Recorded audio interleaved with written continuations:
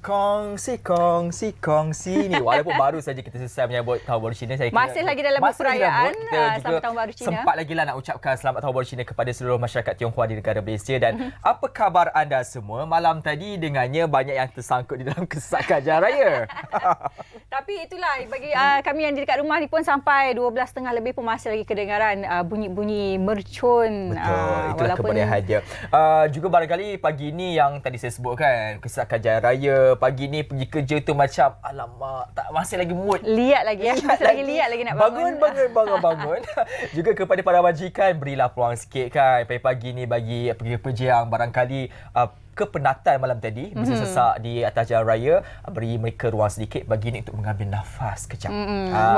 Tapi apa-apa pun kita tak boleh nak ambil nafas sangat hari ni. Kita kena teruskan. Kita masuk Gear 5. Okey, pagi ni menarik saya kongsikan satu fakta apabila negara kita Malaysia baru saja disenaraikan sebagai negara paling mesra di tangga kedua di Asia, yang mana ianya telah dijalankan oleh satu kajian dilakukan oleh Yahoo Finance dan juga daripada Insider Monkey, dan di peringkat dunia pula kita berada di ranking ke-15. Wow.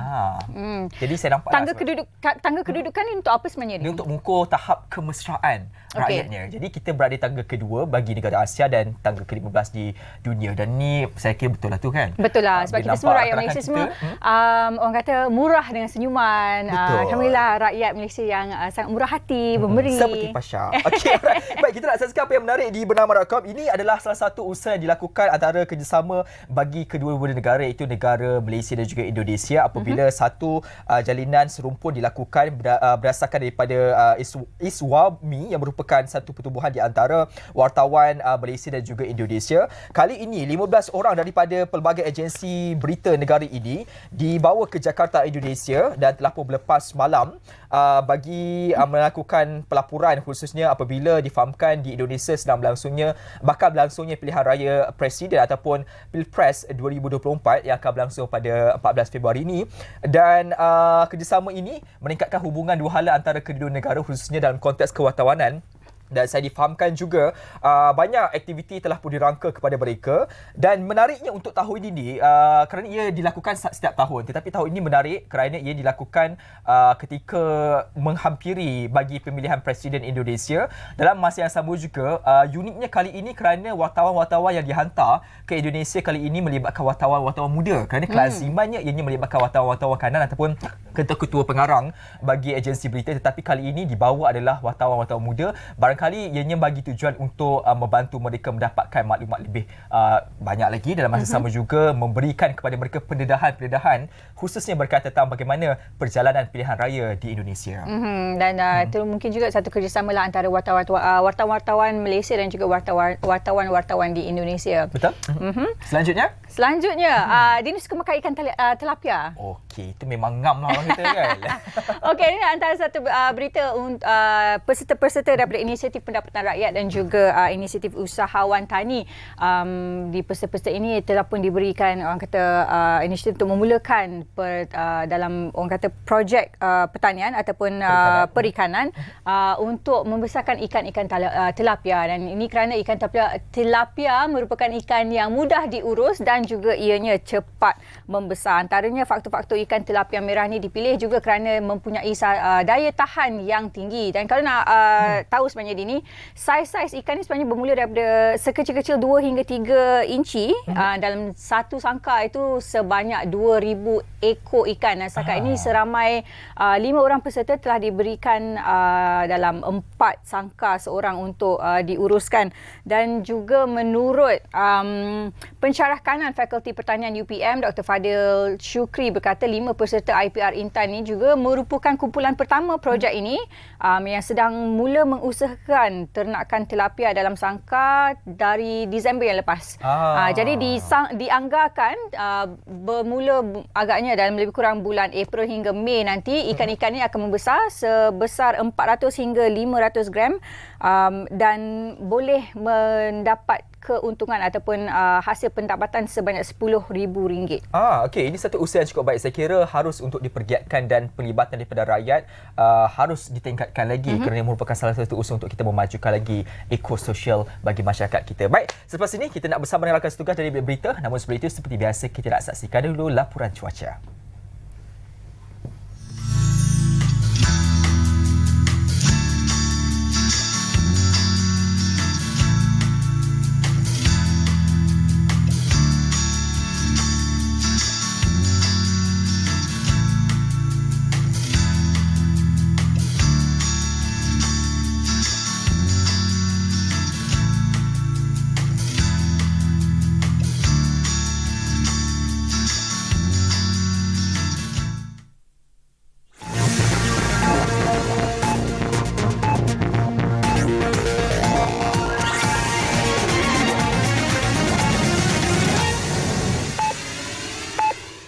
Selamat pagi dari Bilik Berita bersama saya, Helena Palavi. 12 orang terbunuh dalam serangan udara terbaru Israel ke sebuah rumah di Bandar Deir al-Balah di Gaza semalam. Mangsa yang maut dalam insiden kejam itu termasuk 3 kanak-kanak dan 3 wanita.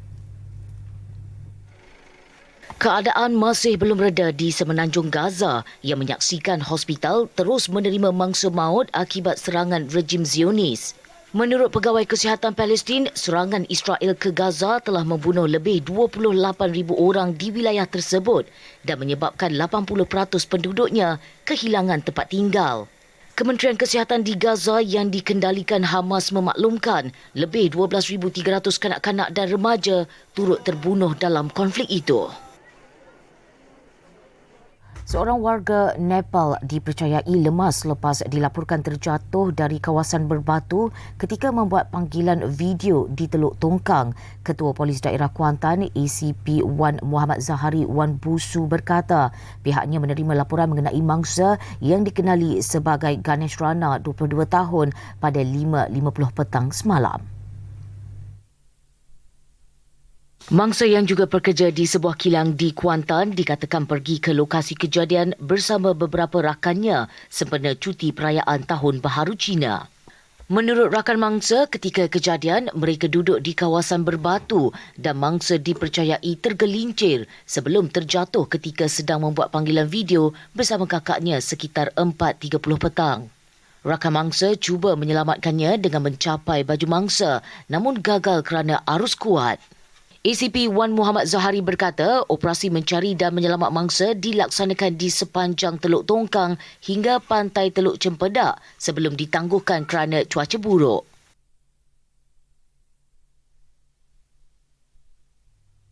World Government Summit 2024 WGS 2024 menggesa kerajaan menangani isu-isu mendesak dan melakar hala tuju ke hadapan dalam lanskap yang sentiasa berubah dan berkembang dalam kecerdasan buatan atau AI. Menekankan potensi transformasi AI, Menteri Hal Ehwal Kabinet Emiriyah Arab Bersatu yang merupakan pengerusi WGS 2024, Muhammad Abdullah Al-Gergawi berkata bidang itu boleh mengautomasikan sehingga 70% tugas merentas pelbagai sektor. Selain merevolusikan produktiviti, beliau juga memberi amaran mengenai penyebaran kandungan palsu yang digambarkan sebagai pedang bermata dua yang merosakkan kepercayaan dan memutarbelitkan fakta.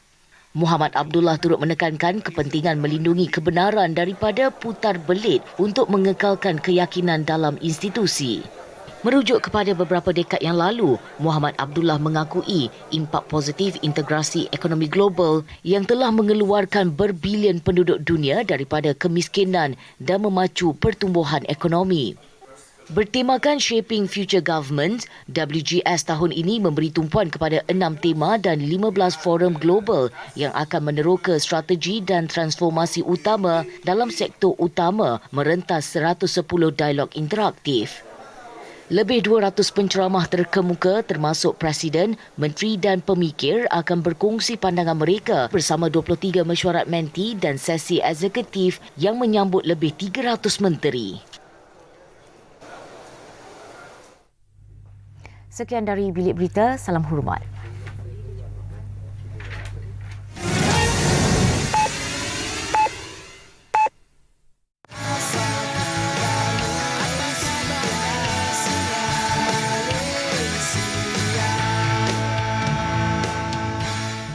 Baik, masih lagi bersama kami dalam Apa Khabar Malaysia pada pagi ini.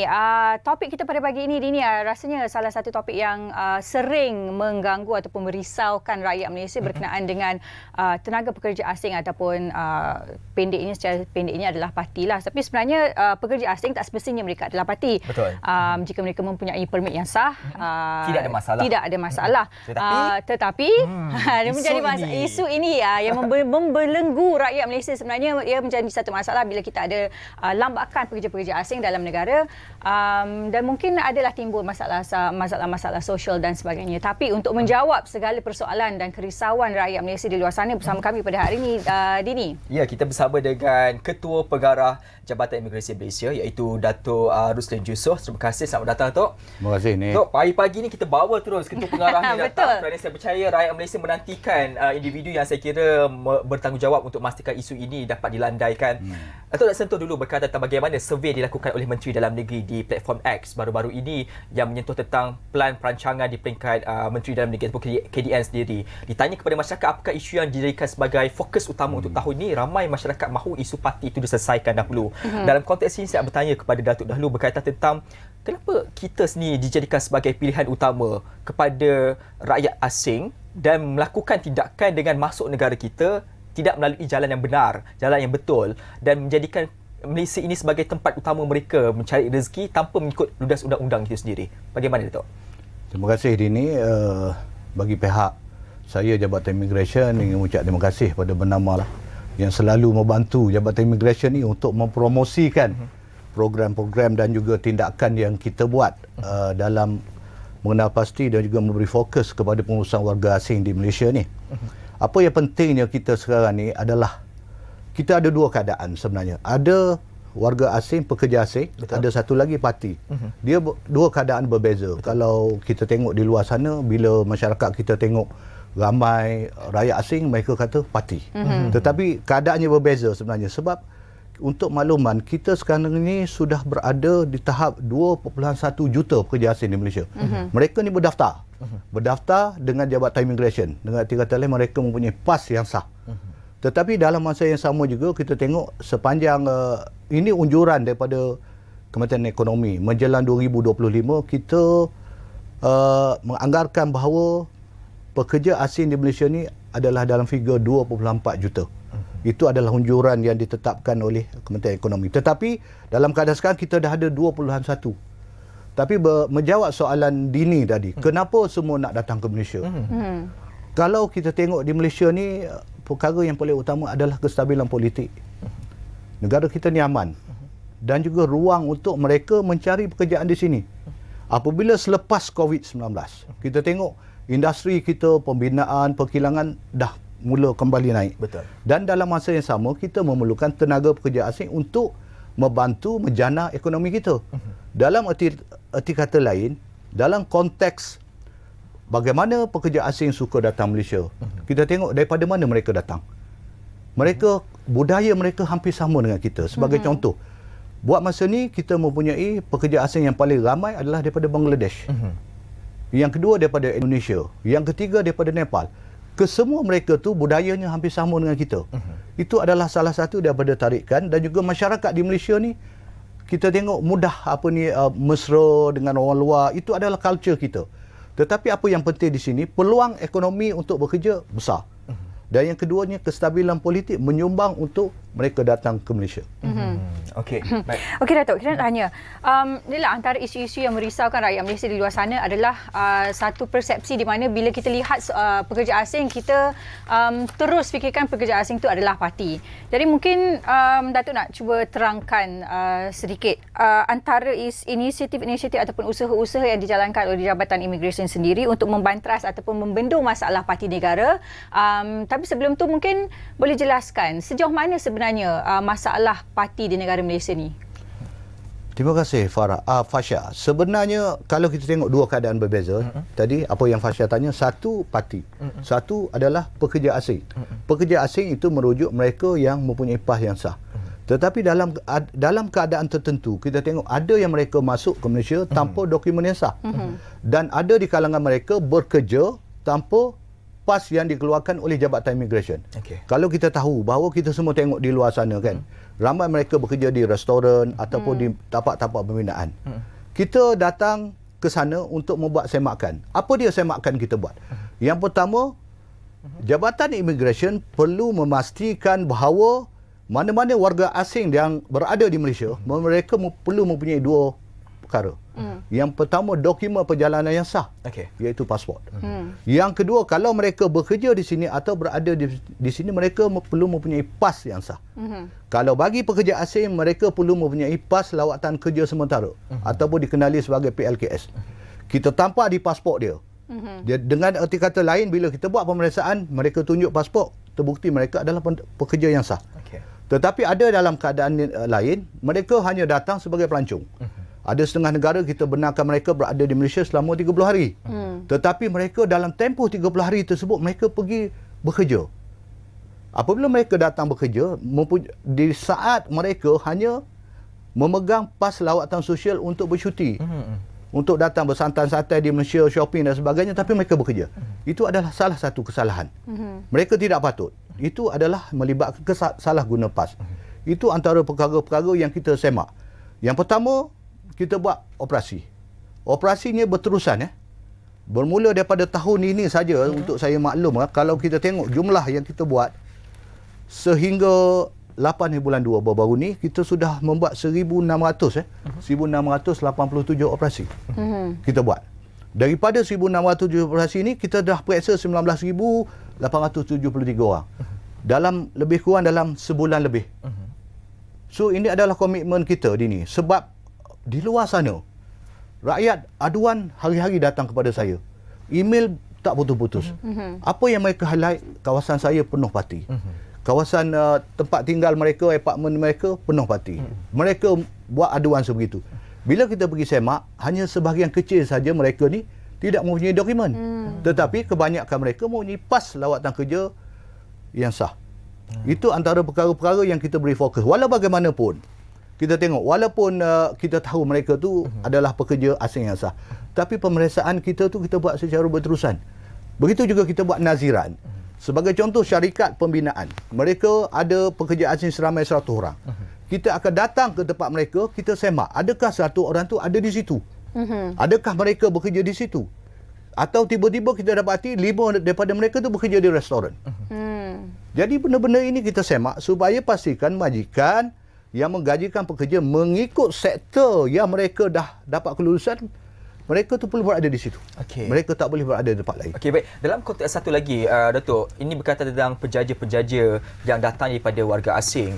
Saya nak tahu dahulu, adakah penjaja-penjaja ataupun warga-warga asing ini yang masuk dengan sah dibenarkan menjadi penjaja-penjaja kecil? Jika tidak dibenarkan, apakah tindakan operasi dilakukan oleh pihak imigresen dalam konteks ini? Ini salah satu daripada apa yang dibangkitkan oleh rakyat di luar sana. Kita di Jabatan Imigresen selalu memberi fokus bukan sahaja pada yang besar-besar. Betul. Tetapi semakkan berterusan kepada gerai-gerai, pusat-pusat makan ataupun kawasan-kawasan medan selera. Betul. Sebagai contoh. Warga negara asing yang datang ke Malaysia tidak boleh bekerja tanpa sebarang PAS yang sah. Itu asas dia. Betul. Asas dia. Mereka boleh datang ke Malaysia mempunyai PAS lawatan sosial 30 hari ataupun 60 hari, mereka boleh duduk di mana saja di Malaysia, boleh bercuti, makan. Tetapi bila mereka bekerja, dia tertakluk kepada satu peraturan lain. Dengan kata lain, mereka perlu ada PAS. Dan bagi isu sekarang ni, ramai di kalangan warga asing berniaga di pasar malam. Ataupun membuka warung-warung kecil di tepi ataupun berhampiran tempat tinggal mereka. Itu adalah salah. Tak boleh, mereka tak boleh. Sebab itu menjadi satu kesalahan. Kalau mereka mempunyai PAS bekerja di pembinaan atau perkilangan, tiba-tiba hari Sabtu Ahad nak buka kedai di tepi rumah ke, ramai orang datang beli nasi lemak sebagai contoh. Famous sangat nasi lemak tu, maka buka. Tapi mereka tu adalah warga asing, tak boleh. Kita akan ambil tindakan. Ini satu kesalahan di bawah Akta Imigresen. Okey. Jadi jelas di pasar malam kita tengok ramai masyarakat. Kenapa ramai di kalangan mereka ni dah berniaga potong ikan, potong ayam, jual sayur. Mereka tak boleh sebenarnya. Sebab kita tidak meluluskan sektor untuk pasar malam untuk pekerja asing. Jadi mungkin Datuk boleh terangkan, sebenarnya ada sektor-sektor yang spesifik digunakan untuk pekerja-pekerja asing, antara sektor-sektor yang digunakan dan mungkin subsektor juga yang dibenarkan pekerja asing ini datang ke Malaysia untuk bekerja. Sebagai satu perkara yang saya nak jelaskan di sini adalah kita mempunyai 5 sektor utama. Kita bawa pekerja asing ni ada 5 sektor utama. Yang pertamanya kita tengok perkilangan. Itu adalah sektor yang paling besar. Yang kedua pembinaan. Yang ketiga perkhidmatan. Yang keempat pertanian dan yang kelima adalah peladangan. Itu adalah sektor yang paling besar di Malaysia. Maknanya pekerja-pekerja asing datang duduk sektor tu. Sebagaimana yang kita tahu tadi, kita ada juga sub-sektor yang kecil-kecil. Sebagai contoh, pembersihan, restoran, runcit, borong, kargo, premis kesejahteraan dan juga urutan. Spa pun kita ada bagi juga. Resort dan juga kedi untuk lelaki. Tapi tak ada kedi untuk perempuan. Dan juga kita ada hotel, industri hotel. Dan juga dobi, logam barang lusuh dan gudang darah. Ini antara benda-benda sub-sektor yang kecil-kecil. Tetapi mereka ni jumlahnya amat sikit. Tapi yang amat besar adalah 5 sektor utama tadi. Jadi kalau mereka tak kategori dalam kategori ni, mereka tak ada PAS, itu dah jelas salah. Berniaga, jual goreng pisang tepi jalan, tak ada dalam sektor ni. Betul.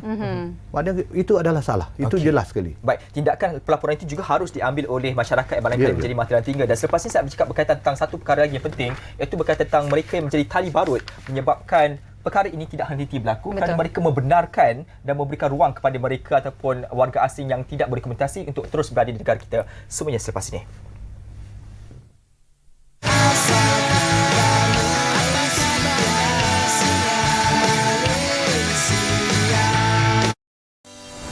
Menerusi Kementerian Perdagangan Dalam Negeri dan Kos Sara Hidup, inisiatif Payung Rahmah telah diperkenalkan.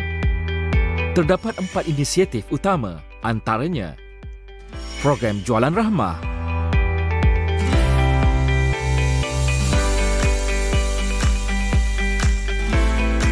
program Menu Rahmah,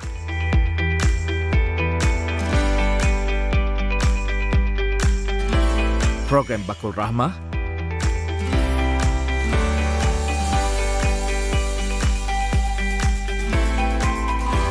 dan menu Siswa Rahmah.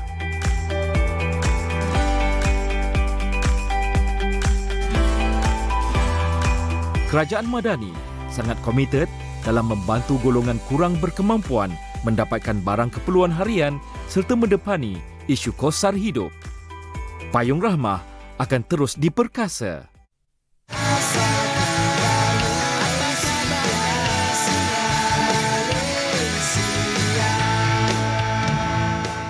Baik, seperti yang saya gantung soalan sebelum kita berehat seperti tadi, isu berkaitan tali barut yang saya kira perlu untuk kita selesaikan. Betul. Dan kita bereskan mereka ini kerana mereka ini juga menjadi penyumbang utama mengapa wujud lagi pendatang-pendatang asing tanpa izin negara kita. Dan bagaimana peranan yang diambil oleh pihak Jabatan Immigration khususnya kepada mereka ini menjadi tali barut melindungi golongan-golongan parti ini.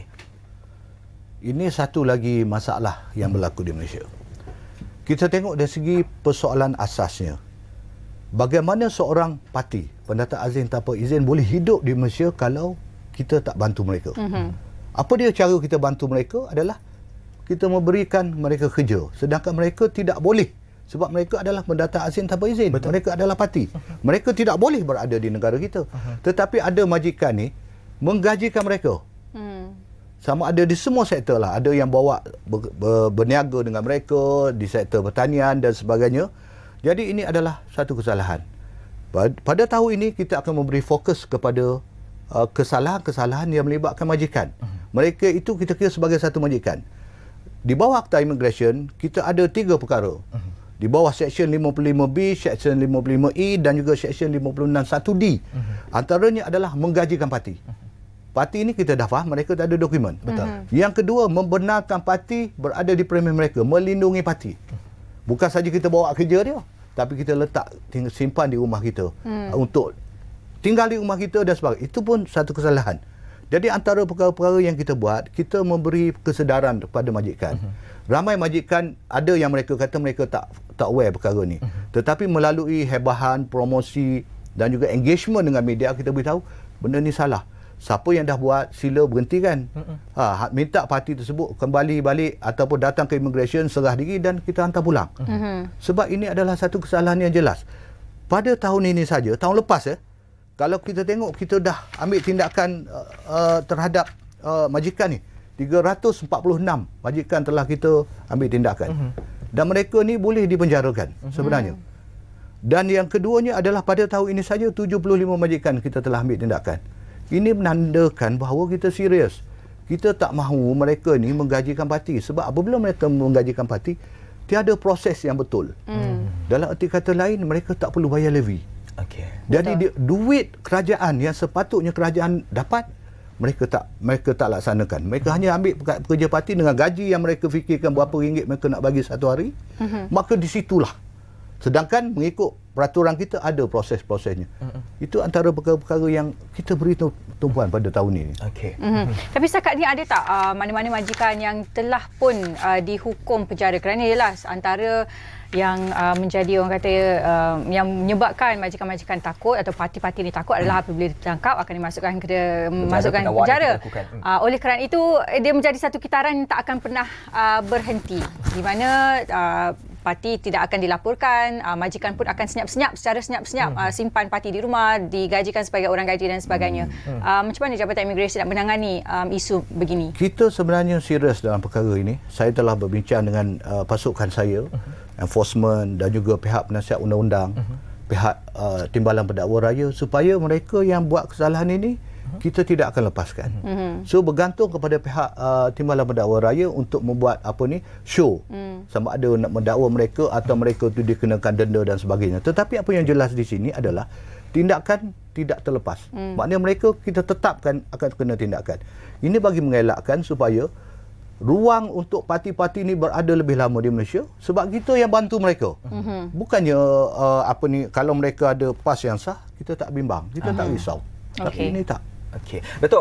Yang menariknya tahun ini saya kira banyak sebenarnya operasi-operasi berskala besar, berskala gerila dilakukan oleh Jabatan Imigresen, dan itu rakyat juga percaya itu merupakan tindakan yang bagus. Saya nak dengar komitmen yang diberikan oleh Datuk sendiri selaku ketua bagi satu agensi penguasaan ini untuk memastikan supaya tidak ada ruang diberikan kepada mana-mana mereka yang melakukan kesalahan di dalam negara ini, dan operasi secara gerila akan digerakkan dari semasa ke semasa. Bagaimana Tok?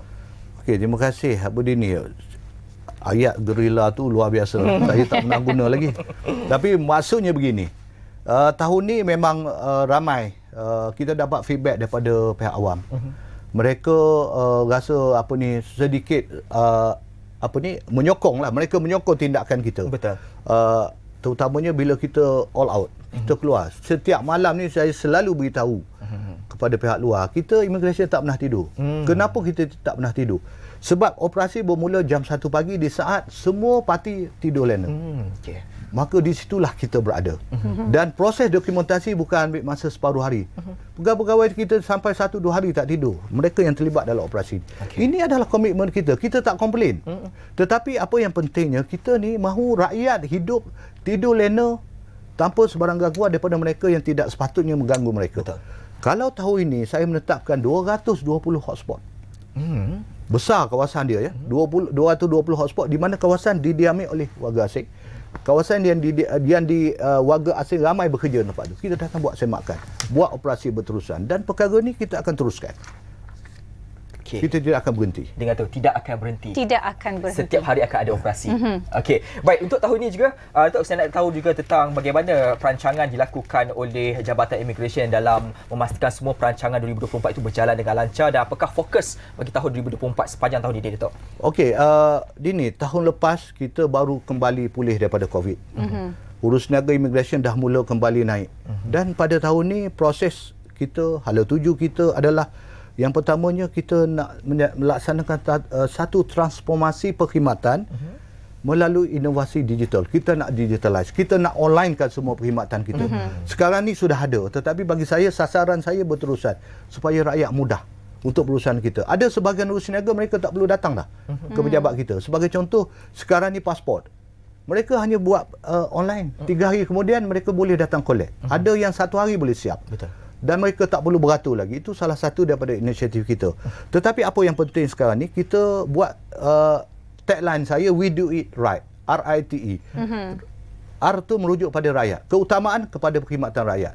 Yang kedua, image negara. Bila kita melaksanakan perkhidmatan kita, kita perlu memertabatkan image negara. Yang ketiganya, tata kelola. Perlu kita jaga. Peraturan-peraturan, akta yang kita dokong, kita kena jaga. Dan yang terakhir sekali adalah ekonomi. kita menjana ekonomi, membantu negara menjana ekonomi bila kita melaksanakan tugas kita dengan secara teratur dan juga memenuhi keperluan stakeholder kita dan rakyat. Okey.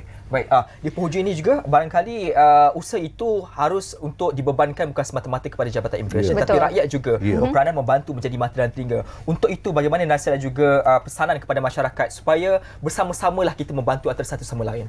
Saya amat berterima kasih pada masyarakat sebenarnya. Banyak aduan datang daripada masyarakat. Ketua-ketua masyarakat, ketua kampung, ahli parlimen, ahli adun dan juga semua buat aduan kepada saya. Di sini membuktikan bahawa kerjasama awam terlalu besar, terlalu penting untuk kita. Untuk memastikan bahawa kita tidak ada mereka-mereka yang tidak sah berada di Malaysia. Aduan berterusan. Jadi kerjasama. Pihak berkuasa tempatan, agensi-agensi kerajaan selalu bekerjasama. Saya amat bersyukur sekali. Kerana kita berada di sekeliling kawan-kawan yang membantu immigration. Tapi yang paling penting, mesej saya, dalam memastikan pengurusan parti di Malaysia ni, nombor satu, jangan sekali-kali menggajikan parti. Itu pesan saya. Itu sebenarnya menjadi tanggungjawab rakyat juga. Jangan sekali-kali menggajikan. Itu asas dia. Kalau semua orang ambil tindakan macam ni, parti tak boleh duduk di Malaysia. Betul. Yang kedua, kerjasama. Laporkan pada pihak berkuasa, sama-sama membantu kita dan insya-Allah saya lihat ini benda bukan mustahil untuk kita laksanakan. Baik, dua pesanan penting saya kira harus untuk dilakukan, dilaksanakan dan itu adalah salah satu tanggungjawab yang perlu dibebankan kepada rakyat juga dalam membantu mereka, khususnya bagi memastikan supaya isu ini dapat kita kurangkan dan kita pastikan ia dapat kalau boleh terhapus teruslah. Itu yang harapan kita terakhir. Oleh bagaimanapun, terima kasih saya ucapkan kepada Dato' Rusdin Jusuf atas perkongsian ini. Harapkan kita ni ada dapat tarik nafas lega sikitlah kan tentang kebimbangan kita berkaitan isu parti. Terima kasih sekali lagi. Selepas ini kita nak bercakap berkaitan tentang satu lagi inisiatif ataupun program berkaitan tentang filem yang menarik. Ini tentang apa? Semua selepas ini.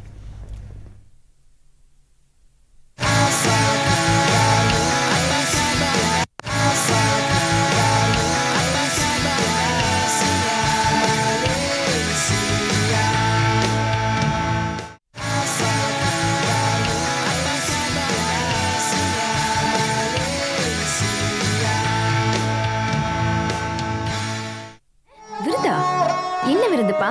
அதாண்டி இந்த நிச்சயதார்த்தம். அம்மா, இதெல்லாம் யார்கிட்ட முடிவு பண்றீங்க? மனசெல்லாம் பத்த வச்ச புள்ள, நாடி நரம்பெல்லாம் நொறுங்க வைக்கிறியே. Datang ke? Lu sama orang musuh begitu lama, itu tak apa. Lagi lubang sentuh wah punya anak. உங்க அப்பாவும் அம்மைங்க மாதிரி ஒரு நட்பு இந்த உலகமே பார்த்திருக்காது.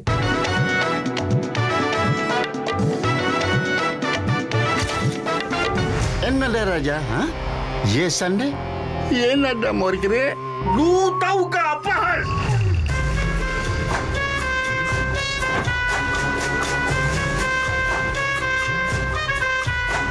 Apa bukan kau cakap? Bukan. Lu berani kalau pergi berak sana bandar, buatlah. Ini kimia radiation sikit-sikit akan jadi racun tau. Semua penduduk estate akan mati. ரெண்டு சீனனுங்க சேர்ந்து ஒன்று சீனம் பேசுறீங்களே, நான் தமிழன்டா, இப்படித்தான்டா பேசுவேன். தைக்கோ எஸ்டேட் மட்டும் தான் ராஜா, வீட்டுல ஒரு கூஜா. டக்கா மக்கா டிக்கா, நீ மேல வந்த கச்சோக்கா, நான் ரொம்ப நல்லா சோக்கா. Shamona. 对呀，你 election 搞，你没有告诉他们咩？ நான் ரொம்ப நல்லா சோக்கா, நீ போட்டு வந்த மக்கா. தைக்கோ, ஒத்திக்கோ, தள்ளிப்போ. Kita Karim ni. Okey, tadi kalau awal pagi tadi kita punya topik agak berat, kita dah santaikan di hujung-hujung rancangan kita dengan sedutan trailer daripada filem Karimi, dan hari ini kita bersama 3 orang tetamu dalam studio Apa Khabar Malaysia. Hari ini bersama pelakon-pelakon dan juga penerbit filem Karimi. Selamat datang ke Apa Khabar Malaysia. Kita ada Nazira Ibrahim, Azgana dan juga Prakash. Apa khabar semua? Baik, alhamdulillah. Okey, kalau kita tengok sedutan trailer tadi saya dah tergelak-gelak dah. Apatah lagi pelakon-pelakon yang merakamkan, melakonkannya. Saya kira baik kali take tu sebab banyak sangat lawak celakanya. Okey, ini satu filem yang saya kira semuanya dikumpulkan. Cita rasa Malaysia itu semua ada, apatah lagi dengan tajuk Karimi. Kari rakyat Malaysia tak boleh lari Siapa lah kan. yang tak suka kari? Okey, Betul. di awalnya mungkin saya nak bersama dulu dengan penerbit dan juga pelakon iaitu Azgana. Untuk filem ini sebenarnya apa yang cuba dihasilkan, genre apa yang dibawakan? Kita ni selalunya kita buat filem, kita kita menggunakan satu bahasa saja, macam bahasa Malaysia lah, Cina dan itu. Jadi ini kita gabungkan 3 bahasa. Jadi semua orang berlakon dan dalam cerita ini menggunakan unity. Kita boleh tunjuk Malaysia ini bilang bahasa dan juga mereka menunjukkan bakat-bakat sendiri. Ini dan juga cerita ini asalnya daripada 80-an. Kita buat dalam 80-an dan juga ada percintaan dan juga menunjukkan kebudayaan mereka. Segi perfilman dalam filem tu bukan saja orang India, Cina, Melayu, macam mana dia orang boleh gabung di masa 80-an. Itulah cerita dia dan juga dengan komedi dan juga pelakon-pelakon yang boleh menunjukkan bakat daripada segi kaum. Itulah filem ini kita nak munculkan dengan 3 bahasa. Tapi sebenarnya filem ni adalah dalam satu filem bahasa Tamil lah. Lebihnya kita nak tanya pada Nazira sendiri sebagai seorang pelakon, mungkin boleh ceritakan sedikit watak yang dimainkan, apakah pengalaman di sebalik penggambaran filem Karimi. Tadi kita tengok trailer pun kita dah ketawa. Betul.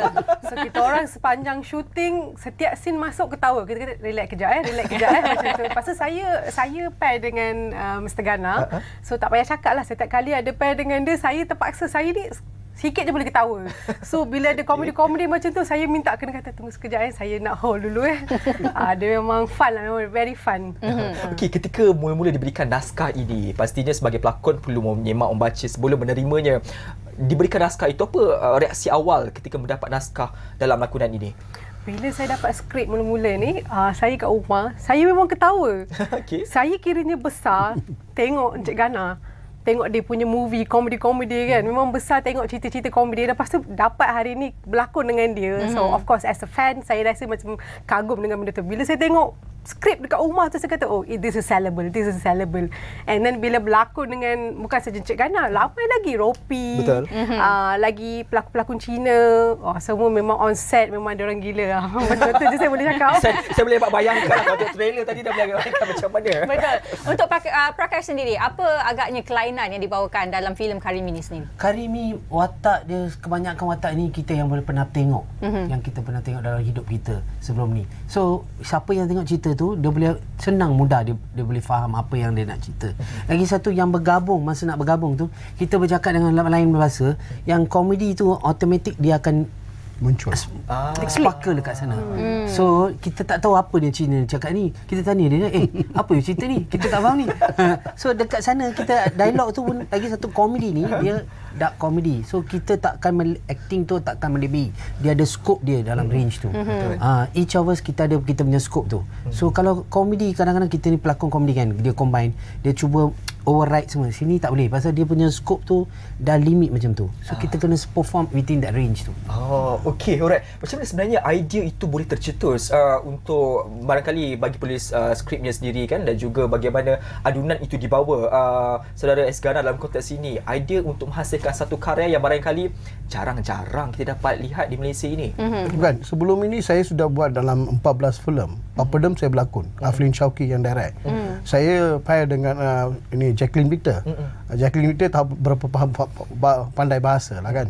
So jadi filem-filem saya menyertakan Malaysian identity tau. Saya tak ubahkan follow Indian style daripada India, tak ada. Saya follow identity Malaysia. Semua filem you boleh tengok saya punya filem, saya ada campuran dengan kaum lain. Dia memang utamakan, saya tengok, saya besar tengok dia boleh ceritakan. Saya rasa Encik Gana dia utamakan flavor of Malaysia. Kita boleh tengok ini poster bahasa Cina. So ini bahasa India. Kita buat 3 poster. So jadi ini kita ada lagi satu poster ini juga. poster lagi 2 bahasa. Ni Ropi semua dia. So kita buat gabunglah 3 bahasa tu. Bukan kita tinggal dalam Malaysia ni, kita ada 3 bahasa. Jadi kita kena gunakanlah bahasa tu dengan identiti kita sendiri. Bukan saja kita buat drama buat satu bahasa saja, tak ada. Sebelum ini pun saya buat semuanya ada 3 bahasa. Tapi sebenarnya inilah menggambarkan realiti masyarakat yang hidup di Malaysia kan, kita hidup secara harmoni. Apakah mesej sebenarnya yang ingin disampaikan kepada penonton melalui filem Karimi? Ini filem menunjukkan satu gangster 80-an. Lepas tu saya dengan dia jadi musuh pasal misunderstanding pasal tanah. Bina kilang kimia. So saya tak bagi. Cina dengan Cina ni dia bahasa sama kan, dia bagi. So jadi dari situlah konflik dia mula. Lepas tu kita yang masa sekarang 2 tahun ni baru ni Anak saya belajar dekat luar negara, dia pun belajar, lepas tu dia orang jatuh cinta. Saya tak Anak tahu musuh jatuh cinta. anak musuh jatuh cinta. Okey. Macam mana mereka boleh jadi kawan, boleh kahwin. Itulah cerita dia dalam situ. Dan konflik-konflik mereka akan tinggal, dia nak tahu culture orang kaum India. Jadi orang kaum Cina ni datang tinggal di rumah saya 3 hari, kita pula pergi tinggal dekat rumah dia orang 3 hari. Jadi kita kena fahamkan culture mereka lah. Macam mana dia punya adat dan juga macam mana cara dia makan semua. Dari adakah mereka ini kahwin atau tidak. Inilah ceritanya. Okey. Nazira, kebanyakan lokasi penggambaran itu banyak dilakukan di kawasan mana? Banting. Mostly dekat Banting. Macam saya punya full and full dekat Banting. Okey. Berapa lama ambil masa untuk nak siapkan? 35 hari. Wow, 35 hari. Dia memang durasi yang panjang lah. Panjang. Sebab dia orang kena tukar. Satu, kita nak tunjuk current. Lepas tu nak kena back to 80s. Itu masa 80s tu semua dah pakai seluar yang apa tu orang kata? Dia punya pakaian semua zaman rambut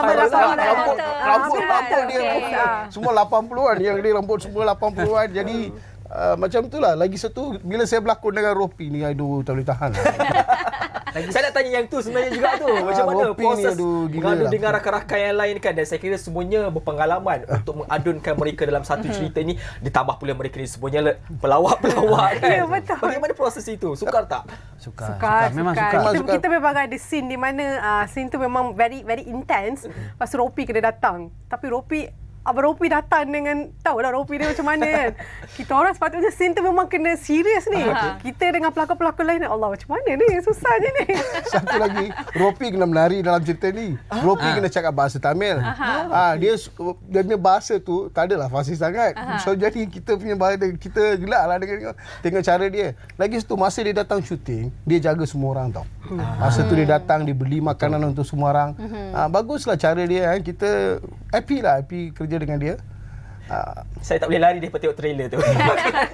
Banyak adegan-adegan yang saya kira mesti menciut hati. Dan pastinya ada harapan besar untuk filem ini yang akan dilangsungkan pada 15 Februari. Dijangkakan pada minggu depan lah. Yang akan mula di panggung. Dan pastinya nak semua orang boleh tengok ni. Mengapa filem ini sangat sesuai untuk semua lapisan masyarakat, tak kira lapisan umur. Mungkin pandangan daripada Prakash sendiri. Okey, sebelum tu saya nak tambah satu. Mengapa kita ambil 35 hari itu? Masa kita nak shoot yang zaman lama tu, kita tak boleh tunjuk yang current punya location semua tu. Yang tak boleh tunjuk plate number, phone semua tu. So yang tu yang paling difficult kita. Okey, filem ni dia Kari Mi, the title dah cakap dah. Kari dengan Mi akan bergabung. So dekat sana kita akan tunjuk macam mana show adalah Karimi tu adalah makanan tu memang akan ditunjuk lah. So memang penonton akan nampak the flavour of mixture is there. Dalam Karimi ada apa? Ada fishball, ada mi, ada kari ada. So that mixture of culture will be there, ada sana lah. Okey, itulah antara saya kira merupakan salah satu ingredient utama lah mengapa filem ini harus ditonton. Dan saya nak bercakap juga berkaitan tentang dalam usaha untuk cabaran-cabaran lain selain pada itulah kita semuanya pelawak-pelawak belaka kan. Nak serius tiba-tiba terpaksa tergelak juga kan. Untuk menghayati watak, ini tanggungjawab yang harus untuk dibawa oleh pelakon-pelakon dan memastikan supaya watak itu sampai kepada hati penonton dan dekat dengan penonton untuk memastikan supaya perkara itu berjaya dihasilkan. Persediaan dilakukan oleh Nazira sendiri. Bagi saya dah minta skrip awal-awal lagi dekat production. Saya kata saya perlukan skrip sebab saya nak menghayati setiap scene dalam tu. Dan scene ni pula macam Ghana dia memang lebih kepada komedi and all that. Saya pula dekat rumah, macam watak saya dekat rumah, saya kena manage the house. So macam mana watak tu? So saya kena buat penghayatan saya sendiri. So bila saya dah dapat awal tu, saya dapat dalami skrip tu. And then of course bila masuk set tu ada juga penanganan dia dengan komedi-komedi ni. Tapi kita sebagai artis bila masuk set tu, itu tanggungjawab kita sebab kita diberikan satu tanggungjawab untuk sampaikan apa yang message dalam cerita tu. Saya rasa bukan saya seorang, malah semua orang bawa benda tu dengan perfectly, saya rasa. Untuk Eskandar, mungkin boleh kongsikan dengan kami dan juga penonton di luar sana antara mungkin kerjasama dengan agensi-agensi yang telah membantu dalam pembikinan filem, contohnya seperti Finas. Cerita ni pengarah oleh Cash Villain, dia yang mengarah ni. Cerita asal daripada saya. Dan ini funding daripada Finas. Kerajaan Finas, dan juga kita mengucapkan terima kasih kepada Finas lah. Dia yang kita memberi ruangan untuk kita untuk membantu industri perfilman sekarang. Jadi kita bekerja dengan bernama dan juga banyak peluang yang diberi oleh channel-channel kerajaan lah untuk mengembangkan promosi dia lah. Jadi kita ucapkan terima kasih kepada Finas. Okey, kita harapkan agaknya berjaya dan mendapat tontonan yang luar biasa pastinya. Betul. Dan juga kepada pelakon sendiri, saya nak bertanya berkaitan tentang momen lah yang barangkali berlaku dalam set tu kan, yang memang teringat balik, memang rasa macam saat-saat yang tak dapat dilupakan lah, mungkin ada insiden-insiden yang berlaku. Kena pakai baju yang berkilat shiny. Pink colour, yellow colour pants. Lepas tu kena hairstyle kena tukar. Kena simpai misai macam zaman macam tu. And lagi satu, kita kena dalam era tu kita kena look that character. So untuk jadi karakter tu, first thing I attend the casting lah. Mungkin ada pelakon di era itu yang Prakash jadikan sebagai pasal watak saya orang kiri dia. Dia ada orang kanan, orang kiri. Dia Taiko. So saya ni assistant dia. Nama saya punya karakter is aggressive. Dalam Tamil dia cakap parasam, aggressive person. So setiap kali saya dialog deliver, saya kena aggressive tapi tak boleh klik mata kena stain macam tu. Saya punya karakter. So diorang minta saya datang casting lah. Saya kena pergi casting, kena tunjuk saya punya karakter. Dari sana saya build the character. Pasal saya kena cara saya bercakap dalam filem ni, saya jerit. Jerit cakap. So jerit tu mata tak boleh klip. Susah juga kalau nak jerit mata tak habis. Susah juga kan. Dah habis penggambaran, masih lagi tak terikut-ikut. Ada. Itulah sebab tu Didi, kalau you perasan tak, dia bercakap dengan kita, mata dia tak klip tau. Pasal I punya scene tu I macam ni je. I tengok dia macam ni, mata I macam tu je. So I tak boleh, it's like serious comedy. I kena serious. Tapi pelakon kena enjoy I punya scene. Saya tak dapat bayangkan. Macam Nazira ni, dia ni pandai masak kari. Dia yang masak kari untuk orang Cina. Masa dia dengan dia punya kawan masa tu, dia orang masak kari. Pasal tu kita tunjukkan kari dan mi kari. So dia pandai masak kari, dia tu buat mi. Jadi itulah combine dia. Jadilah gabungan Karimi. Itulah kisah percintaan sebenarnya. Karimi. Tapi saya tak dapat heroin lah. Tak apa, mungkin kita ada sequel, Prakash akan dapat heroin pula lepas ni. Mana tahu. Baik, pastinya kita nak supaya rakyat Malaysia secara khusus semuanya datanglah beramai-ramai ke panggung, pecah panggung lah kalau boleh. Kerana ini merupakan filem, saya kira dengan tadi tengok hasilnya, kualiti tu, saya kira kualiti yang perlu untuk dibanggakan. Dan kita nak supaya seluruh rakyat Malaysia ramai-ramai datang. Ini pesanan kepada rakyat Malaysia, kepada kita-tiganya, supaya mereka mainlah ramai-ramai, datang ramai-ramai, penukar bawa anak, bini, siapa-siapa bawa satu keluarga untuk tonton. Kita mulakan dulu dengan Prakash. Okey. Macam nak promo. Promo terus. Nak cakap bahasa Tamil pun boleh. Okey. Kepada penonton-penonton, Karimi di teater 15 Februari, jangan lupa tengok Karimi. Okay எஸ்கடா 15ஆம் தேதி இந்த மாதம் நீங்கள் எல்லாரும் தியேட்டருக்கு வந்து இந்த படத்தை வந்து கரிமி படத்தை பாருங்கள். இது 3 மொழிலையும் இருக்குது. நீங்கள் எல்லாம் வந்து கண்டிப்பாக என்ஜாய் பண்ணுவீங்க. Kepada semua sahabat-sahabat saya dan juga pelakon-pelakon yang terlibat dalam filem ini, tolonglah support dan juga sokong pada filem Karimi ini. Bukan saja filem ini, filem tempatan. Terima kasih. Okey, juga kepada saudari Nazira ni. Paling penting ni, kenapa? Sebab nak membahaskan cinta itu percaya walaupun telah ditentang oleh keluarga. Okey, kepada semua penonton-penonton kat luar tu, kami nak minta je sebaik untuk datang tengok cerita ni dekat Pawagam, especially kepada remaja-remaja, sebab kami ni orang daripada 90s, kita tahu macam mana kan, kita memang hidup under satu bumbung, ada berbilang kaum. Tapi apa yang kita nak cuba tunjukkan dalam cerita ni pun ada satu message indirectly kepada remaja-remaja yang akan datang ni. Macam mana kita nak hidup harmoni. So saya rasa message tu diorang sampaikan dengan very nicely. So saya nak minta jasa baik semua penonton kat luar tu datang tengok cerita ni, boleh kenal Malaysia, support lah filem-filem tempatan. Nanti insya-Allah kita boleh buat lagi banyak lagi cerita-cerita yang berdasarkan membawa apa orang kata message siapa kita, satu Malaysia ni. Betul. Baik, terima kasih. 15 Februari ini jangan lepaskan peluang. Saya kira dah bolehlah dapatkan tiket. Ada juga tiket sinema-sinema terpun jual secara pre-order dulu. Betul, mungkin online. Yang kita ucapkan Robert Dandri, Nazira, Esgana dan juga Prakash Kanasuri datang ke AKM pada pagi ini untuk mempromosikan filem Karimi. Nanti kita kena pergi tengok. Pasti saya akan pergi bersama dengan anda. Jom beramai-ramai. Nanti saya tahu kat mana kita tengok sekali bersama. Okey, baik. Terima kasih kerana bersama dengan kami. InsyaAllah kami je Bernama TV akan membawakan berbagai program menarik. Juga kami nak ucapkan selamat menyambut Hari Radio kepada rakan-rakan kita, khususnya di Bernama Radio. Yes. Okey, apa-apa pun jaga diri, jaga kesihatan semua dan kita akan jumpa lagi insya-Allah. So tinggal. Terus bangkit, yakin berdiri.